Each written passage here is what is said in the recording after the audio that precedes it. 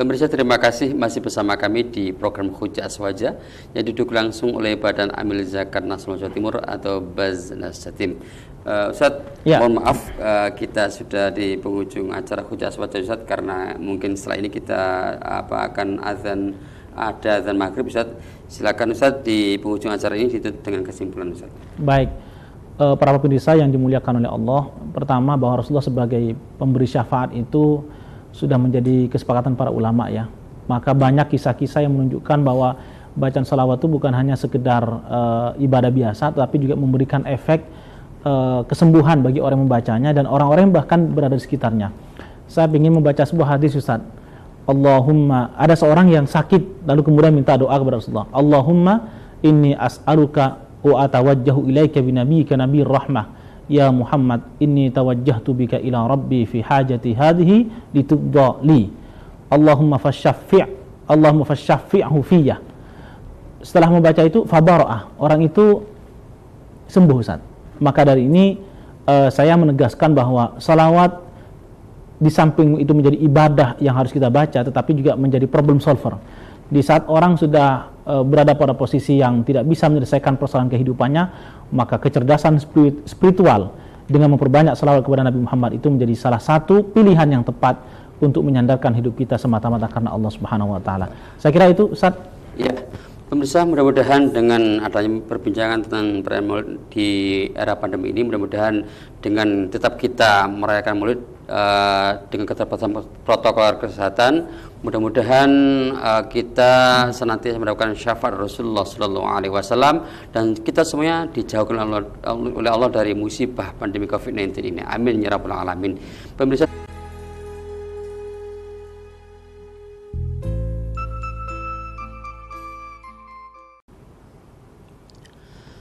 Assalamualaikum warahmatullahi wabarakatuh. Alhamdulillahirabbil alamin wa bihi nasta'inuhu ala umuri dunya waddin.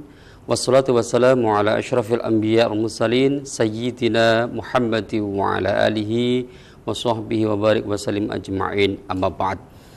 Pemirsa, alhamdulillahirabbil alamin, kita bertemu kembali di program Hujjah Aswaja, satu program yang mencerahkan ilmu agama kita, karena program Hujjah Aswaja adalah suatu program yang membahas tentang amaliyah dan ubudiyah kita ditinjau dari segi dalil dan pendapat para ulama yang akurat.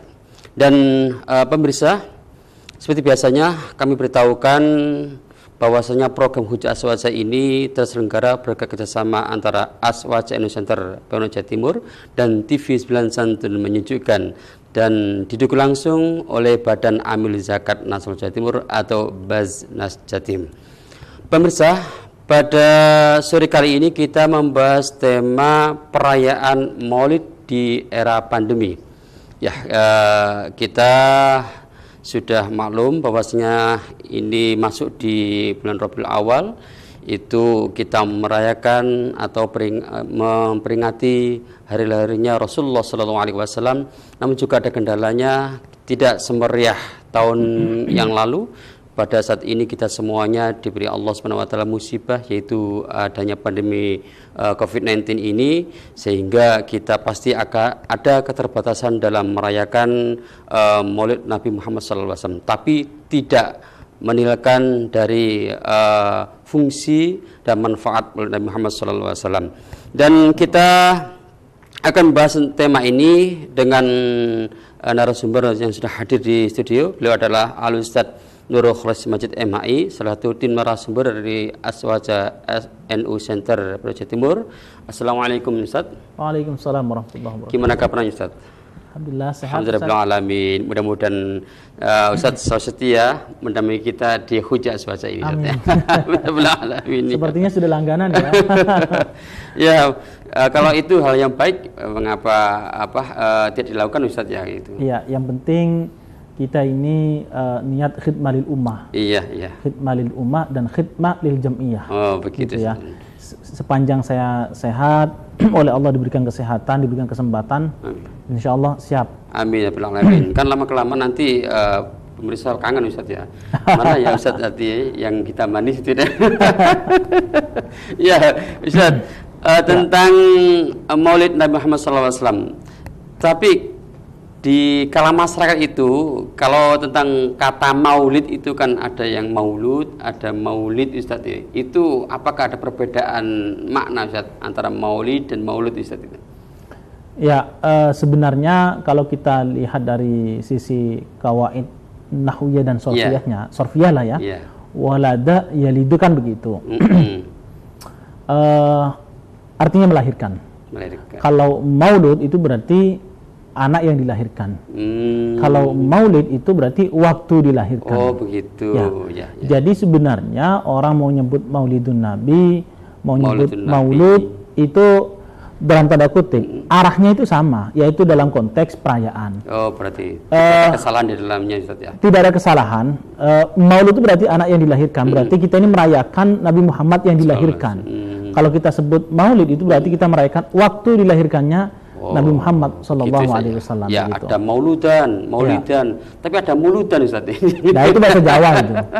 Itu ada tambahan annya itu. Mungkin minal mulut Ustaz. Enggak, itu lebih kepada tradisi orang Jawa yang selalu menambahkan an. Misalnya manaqib menjadi manakiban. Tahlil jadi tahlilan. Itu lebih kepada kaidah Jawa saja Ustaz, tetapi gitu ya. Aslinya bahasa Arabnya enggak ada an-nya itu. Iya. Tahlilan itu sebenarnya ada masdarnya itu halala yuhallilu tahlilan. Oh gitu ya. Tapi memang Ustaz kalau kita mengatakan muludan ya memang tidak sepi dari nikmat-nikmat kenduran Ustaz ya. Iya. Itu sudah sesuatu yang maklum di masyarakat bahwa Maulid Nabi itu identik dengan bahasa kasarnya berkat, gitu ya, berkat. Cuma begini Ustadz, saya ingin menegaskan melalui TV9 ini, itu bukan sesuatu yang substansial, bukan sesuatu yang bersifat inti. Jadi kalau nggak bisa ngasih berkat, lalu tidak bisa mengadakan Maulid Nabi. Enggak juga. Ini otokritik ya Ustadz ya? Ya ini otokritik kepada masyarakat. Saya pun itu juga ingin menegaskan bahwa jangan istilahnya itu memaksakan diri kalau memang Anda merasa tidak mampu. Misalnya ini Ustaz ya, sampai menjual rumah, sampai menjual kendaraan, yang padahal kendaraan itu bukan tidak dibutuhkan, sangat dibutuhkan gitu. Sampai menjual sawah misalnya kalau petani itu. Jangan.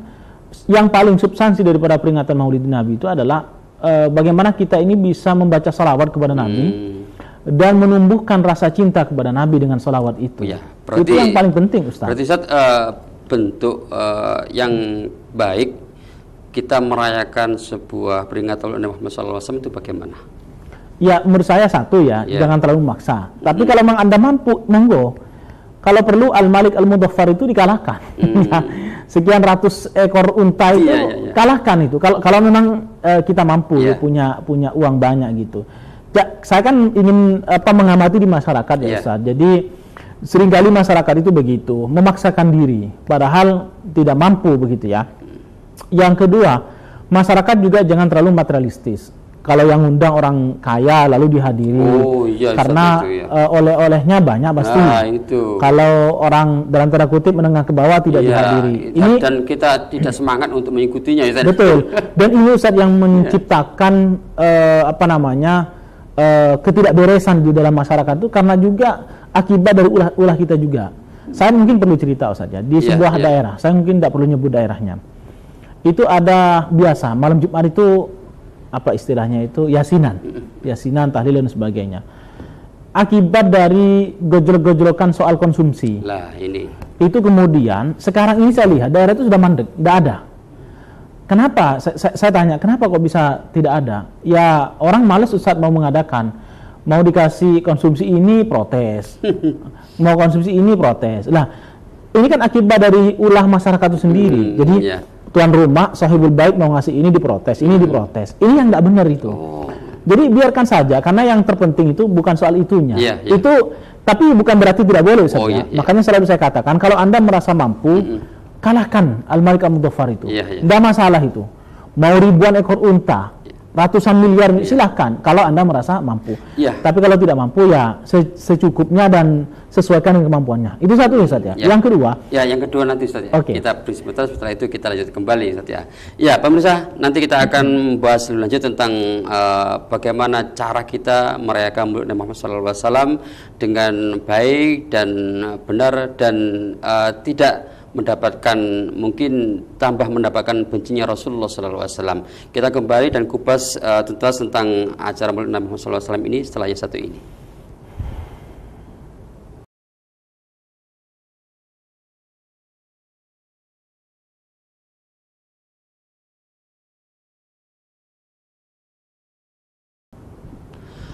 Pemirsa, terima kasih masih bersama kami di program Hujah Aswaja yang didukung langsung oleh Badan Amil Zakat Nasional Jawa Timur atau Baznas Jatim. Kita membahas tentang perayaan Maulid di era pandemi bersama Ustadz Nurul Khalis Majid MAI, salah satu dari narasumber Aswaja Center Pondok Jawa Timur.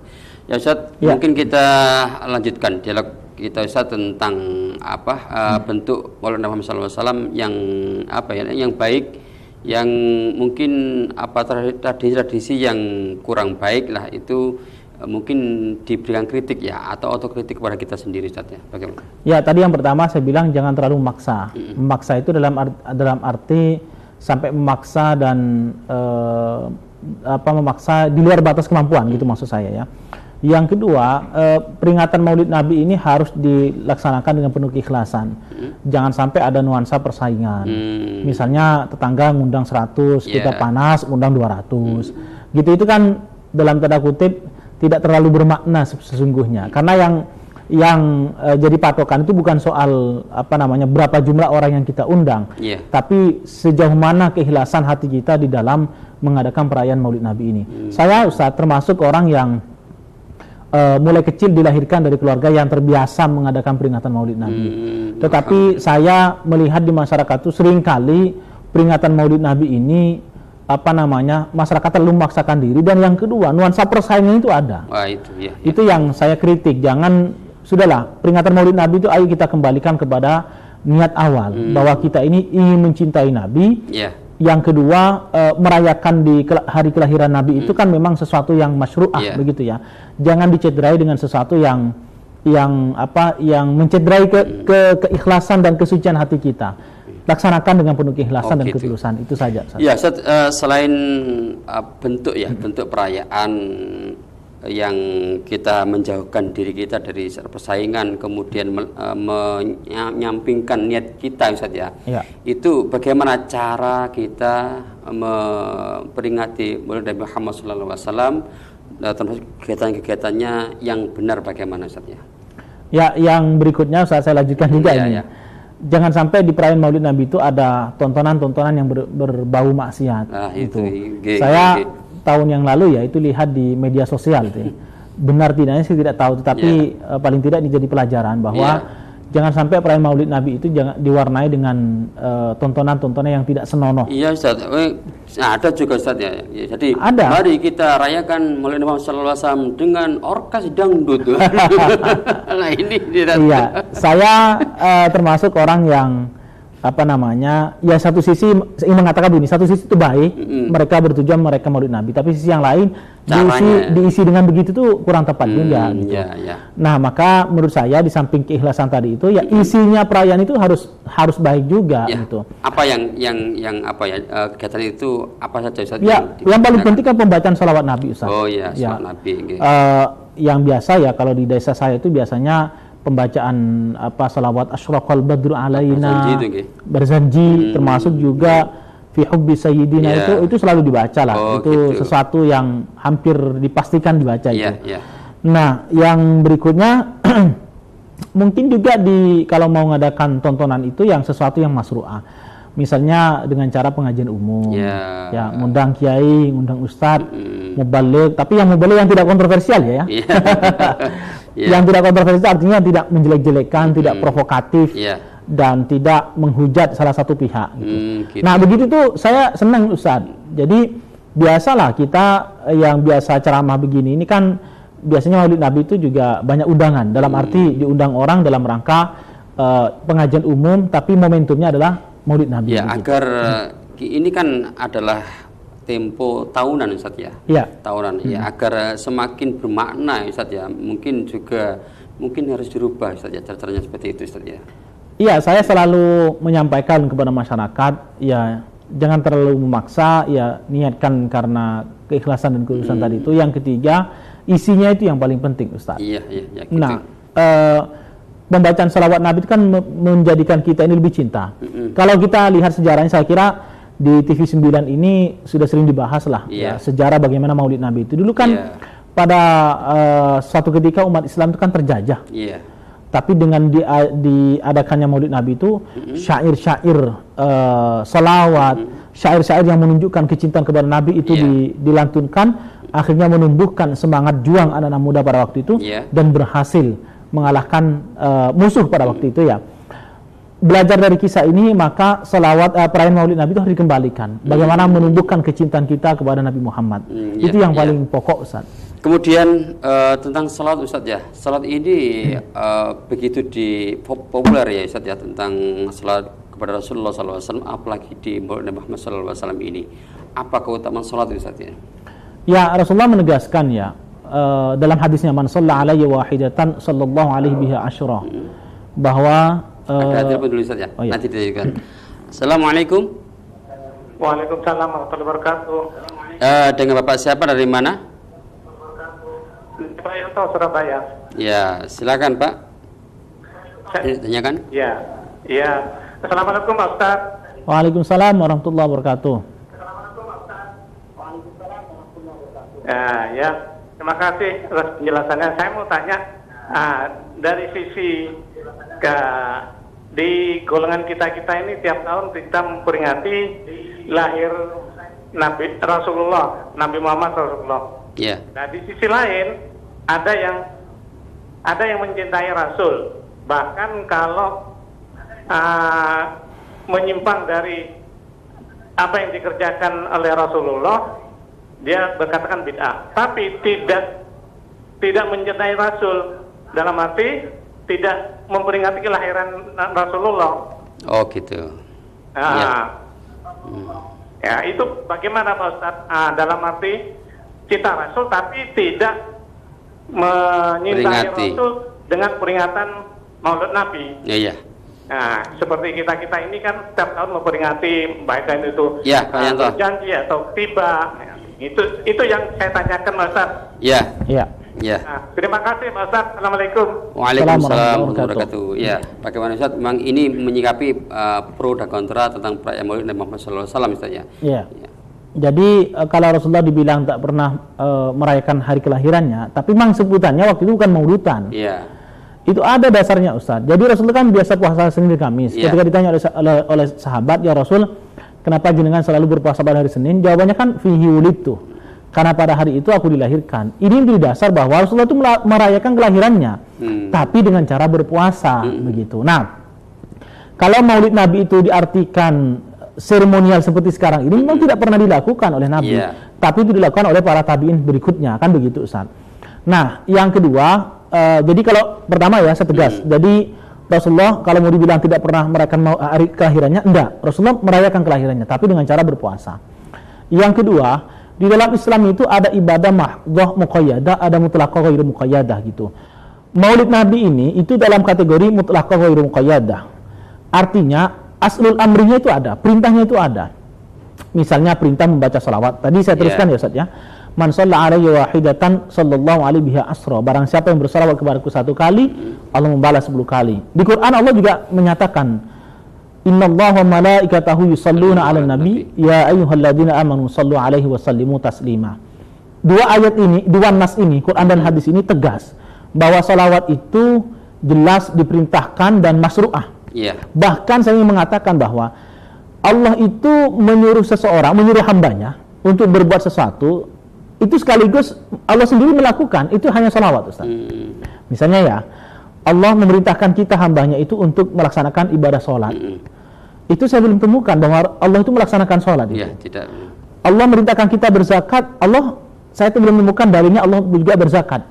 Tapi begitu Allah menyuruh umat manusia berselawat kepada Nabi Muhammad, Allah pun berserta seluruh malaikatnya itu. Wa malaikatahu yusalluna ala nabi, juga ikut berselawat. Ini saking mulianya posisi Rasulullah di hadapan Allah. Allah sendiri itu bersolawat. Lalu pantaskah kita ini tidak bersolat kepada Rasulullah? Itu pertama ya. Dari sisi dalil nasinya, dari nasnya. Yang berikutnya saya lanjutkan soal tadi mutlaqah ghairu muqayyadah. Itu maulid itu masuk dalam kategori yang kedua. Mutlaqah ghairu muqayyadah, tidak pernah tata cara melaksanakannya itu tidak pernah diatur oleh Rasulullah. Tapi aslul amrinya, perintahnya ada. Tadi dua ayat dan hadis tadi sudah jelas ya. Kemudian fatwa ulama. Saya baca dalam kitabnya Said Alawi Al-Maliki itu. Sebentar, judulnya itu Mafahim Yajibu an Tusahhah. Itu juga ditegaskan bahwa Maulid Nabi ini masyru'ah. Ya. Kemudian saya baca dalam kitab Al-Hadiyut Tam fi Mawarid Maulidin Nabi. Itu juga ada, sampai dikisahkan dalam kitab itu ada salah seorang yang sudah sepuh tapi ketika salawat dikumandangkan dia ikut berdiri. Lalu ditanya oleh salah seorang temannya, kenapa Anda berdiri? Dia bilang bahwa saya berdiri ini karena saya pernah bermimpi. Dulu saya pernah punya pemahaman ketika ada orang salawat berdiri saya tidak mau berdiri. Akhirnya saya bermimpi didatangi oleh Rasulullah, kamu tidak akan mungkin bisa berdiri. Akhirnya lumpuh orang itu. Di saat dia lumpuh dia bernadar, ya Allah kalau saya sembuh, setiap ada perayaan Maulid Nabi, setiap ada lantunan salat saya akan pasti berdiri. Akhirnya orang itu berdiri walaupun sudah sepuh. Itu diceritakan dalam kitab Al-Hadiyut Tam fi Mawarid Maulidin Nabi itu. Nah, dari kisah-kisah ini Pak Yanto ya tadi. Itu jelas bahwa Maulid Nabi ini bukan ibadah yang bid'ah. Ini masru'ah. Dasarnya ada. Tetapi kalau ditanya di zaman Rasul pernah nggak orang bawa cuek, ya nggak ada memang. Itu kan soal teknis, Ustaz.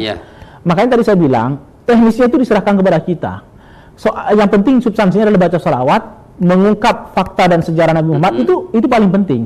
Soal mau bawa cuek, soal bawa apel, itu sesuai dengan kondisi kita masing-masing. Tapi koridornya ada, Ustaz, ya. Artinya apa yang saya sampaikan tadi, jangan sampai ini dinodai dengan suatu hal yang maksiat gitu.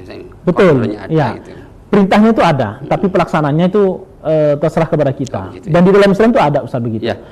Ustaz, kita ini membahas tentang perayaan Maulid di era pandemi ya. Ustaz, tadi kan kita awali dengan berdialog tentang tradisi masyarakat yang mereka Maulid Nabi Sallallahu Alaihi Wasallam ini mungkin ada yang dipaksakan, ada yang mungkin berlebihan, Ustaz ya. Ini ketika ada suatu pemikiran kalau umpamanya kita di era pandemi ini untuk membantu sesama manusia atau membantu saudara kita, kemudian kita merayakan Maulid Muhammad SAW ini kan di era pandemi dengan suasana saja, kemudian kita sisihkan untuk fakir miskin, apakah seperti itu adalah makna dari Maulid Nabi, Ustaz? Bisa jadi dan itu boleh, Ustaz ya. Jadi begini, pertama saya mengatakan di era pandemi ini masyarakat juga harus mewaspadai karena pandemi juga belum berakhir. Walaupun data dari pemerintah itu Jawa Timur mayoritas zona kuning ya. Tapi kan belum berakhir. Maka tetap harus waspada. Artinya kerumunan-kerumunan itu sebaiknya juga dihindari. Kalaupun tuh ada peringatan Maulid Nabi, protokol kesehatan tetap wajib untuk dipatuhi dan dilaksanakan begitu, Ustaz. Begitu ya. Kita akan bahas tentang perayaan Maulid Nabi Muhammad SAW di era pandemi setelah jeda ini, Ustaz ya. Dan nanti di segmen berikutnya saya ingatkan pemirsa bila ingin bergabung dengan kami silakan bergabung di line telepon 0315660109. Kita akan kembali setelah yang satu ini.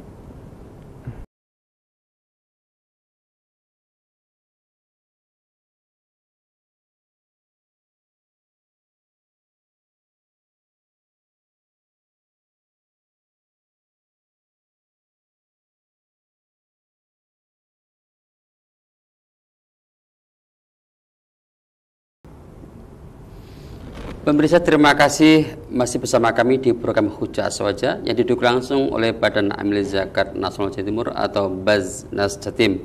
Di segmen ini silakan pemirsa bergabung dengan kami di 031 5660109. Sekali lagi 031 5660109. Kita membahas tentang perayaan Maulid Nabi di era pandemi bersama Al-Ustadz Nurul Khalis Masjid MAI, salah satu narasumber dari Aswaj Center Pondok Timur. Ya Ustadz, kita membahas lebih lanjut Ustadz ya tentang bagaimana kita merayakan Maulid Nabi Muhammad SAW ini di keterbatasan kita di era pandemi ini ya. Kita harus masih waspada tentang adanya penyebaran virus COVID-19 ini. Tetapi jangan sampai kita meninggalkan juga event Maulid Nabi Muhammad SAW ini untuk mendoakan bangsa kita ini saja. Bagaimana? Iya, betul sekali. Jadi saya sepakat di event Maulid Nabi, mari kita memperbanyak baca salawat dan sekaligus banyak berdoa. Iya.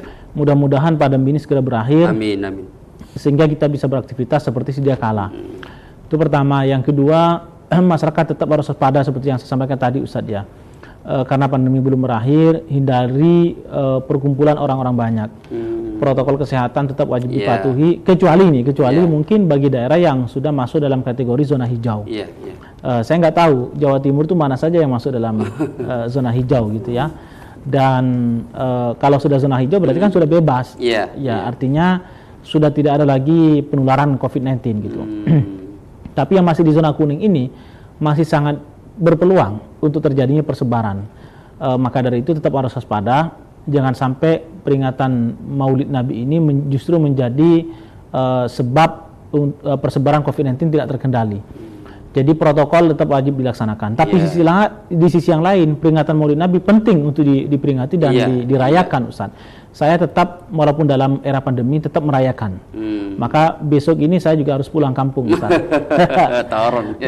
Harus pulang kampung dan merayakan juga. Tetapi ya tadi itu tetap protokol kesehatan wajib dilaksanakan ya. Jadi hindari perkumpulan kerumunan orang banyak dalam kurun waktu yang cukup lama. Begitu. Dan saya juga berpesan kepada keluarga, mari kita juga peringatan Maulid Nabi ini jadikan momentum untuk berdoa, bermunajat kepada Allah. Siapa tahu dengan bacaan salawat yang kita senandungkan setiap waktu dan setiap saat ini, Allah segera memberikan curahan rahmatnya untuk kita semuanya, pandemi segera berakhir, begitu Ustaz. Dan kalau kita tadi mendengar salat itu Ustaz ya, kita kan harus meningkatkan imun kita Ustaz ya. Dengan salat ini apakah ada suatu sebab Ustaz agar imun kita ini bisa meningkat Ustaz itu? Orang yang terbiasa mendengar lantunan kalimat thayyibah, lantunan ayat suci Al-Qur'an misalnya, lantunan salawat Nabi, dan dia betul-betul meresapi, menikmati irama salawat itu. Itu perasaan ini akan terbawa Ustaz. Akan terbawa untuk menjadi orang yang khusyuk, dan di saat itu juga imun itu menjadi meningkat. Makanya orang yang punya kecerdasan spiritual itu begitu dia mendengar lantunan salawat Nabi, biasanya dia meneteskan air mata Ustaz. Menangis, dan di saat itu juga dia merasa happy karena dengan lantunan salawat itu dia merasa Rasulullah hadir bersama dia, begitu. Saya punya guru Ustaz, itu kalau baca salawat Nabi begini ini nangis mesti. Terutama pada kalimat isfa, ya, berilah kami ya Allah syafaat, nartaji minka syafa'ah, dan seterusnya, dan itu nangis itu. Saya punya guru kalau baca kalimat-kalimat ini itu pada perayaan Maulid Nabi itu selalu menangis. Dan mungkin juga Ustaz ya, bagi saudara kita yang saat ini diberi musibah oleh Allah Subhanahu wa taala, mungkin karena ada pandemi kemudian terpapar COVID-19 atau musibah sakit yang lain, bisa juga Ustaz ya dengan memperbanyak salawat ini Ustaz ya. Iya, beberapa waktu yang lalu di TV9 juga saya pernah bilang bahwa menyikapi pandemi COVID-19 ini tidak bisa dengan kecerdasan intelektual semata. Dengan kecerdasan logika, kalau diobati dengan ini sembuh, itu sebagai ikhtiar yang bersifat lahiriah. Tetapi perlu ada ikhtiar yang bersifat batiniah Ustaz. Dalam arti jangan hanya mengandalkan kekuatan logika, tapi kekuatan untuk bersandar kepada Allah, kekuatan dengan keyakinan bahwa Allah itu adalah maha di atas segala-galanya, itu jauh lebih penting daripada kita hanya sekedar mengandalkan kekuatan logika. Tapi di sisi lain juga jangan sembrono, jangan mengabaikan aspek protokol kesehatan tadi itu. Dan salah satunya untuk menyembuhkan adalah dengan salawat Rasulullah itu. Gitu. Ya, kita akan break sebentar, setelah itu kita lanjutkan kembali. Ya, pemirsa, kita akan melanjutkan tentang perbincangan kita tentang perayaan Maulid Nabi Muhammad SAW di era pandemi setelah yang satu ini.